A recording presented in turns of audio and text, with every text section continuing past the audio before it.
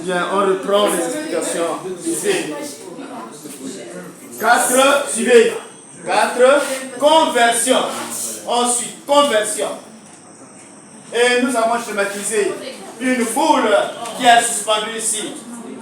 Là, nous avons une boule qui est suspendue. C'est la même boule. Là, c'est la position A. Et là, c'est la position B. Là, c'est la position où elle est d'abord suspendue. Et là, c'est la position où elle est maintenant au sol. Là, c'est la hauteur. Et le point A, c'est le point où la boule est suspendue. Et le point B est le point où la boule tombe au sol.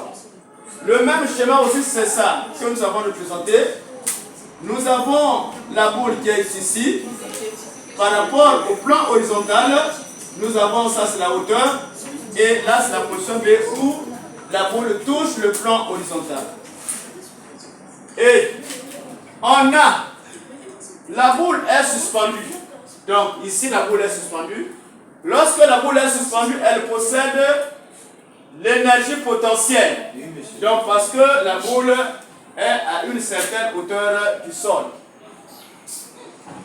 Et l'énergie potentielle cinétique, voilà, c'est ça. Vous ne lisez pas bien.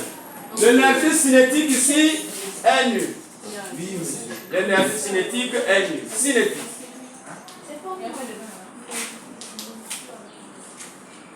L'énergie cinétique est nulle car la boule n'est pas en mouvement. Donc à cette position, la boule n'est pas en mouvement. Oh, est-ce que vous me suivez là?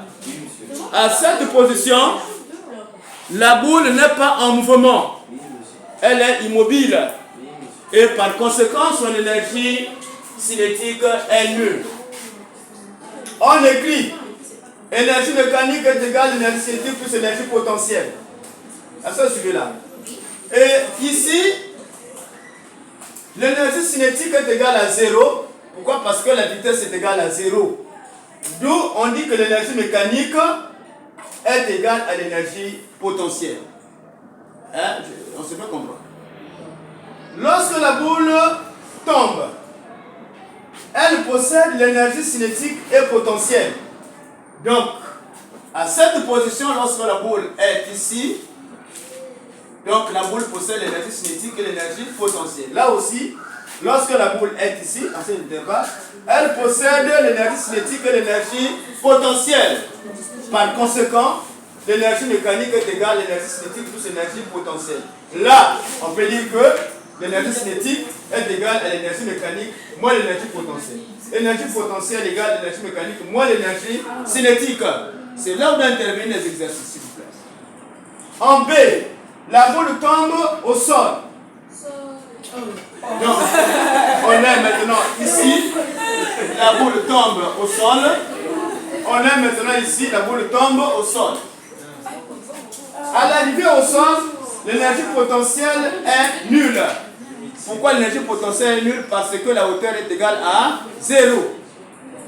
D'où on écrit énergie mécanique égale énergie cinétique plus énergie potentielle. Comme l'énergie potentielle est égale à 0, donc l'énergie mécanique est égale à l'énergie cinétique. Oh.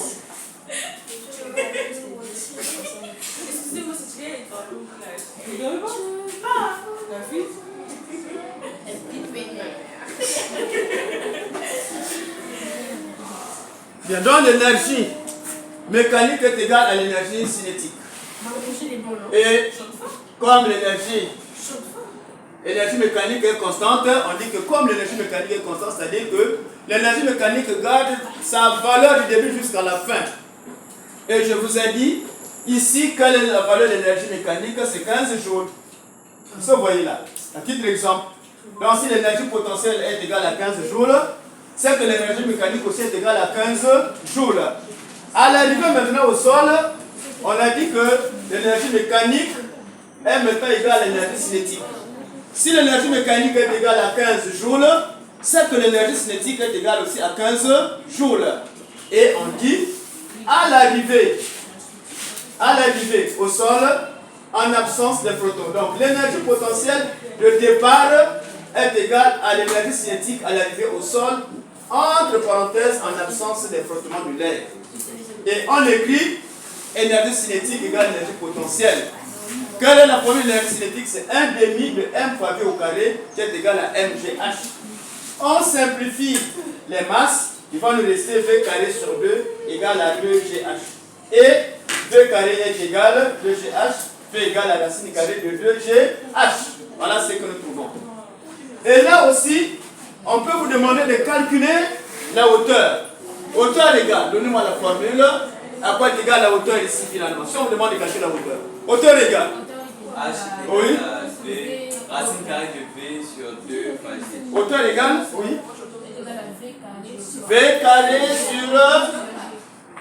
carré sur 2 fois G. Voilà. Puissance. Puissance développée. P égale, on a vu P égale, c'est la puissance fois M fois G fois V. Voilà, c'est ça la puissance. Là c'est en mètres par seconde, en newton par kilogramme. Et là c'est en kilogramme. Et là c'est en watts. Voilà, c'est qu'on trouve. Ça c'est l'expression de la puissance à l'arrivée au sol.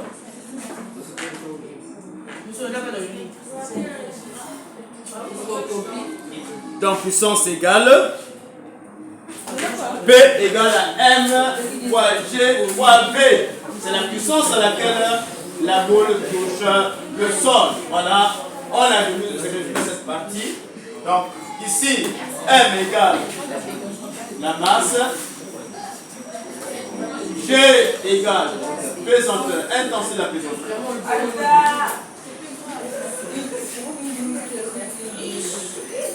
De la pesanteur.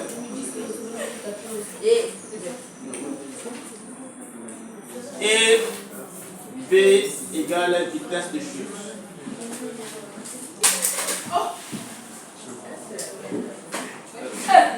Voilà, c'est comme nous pouvons.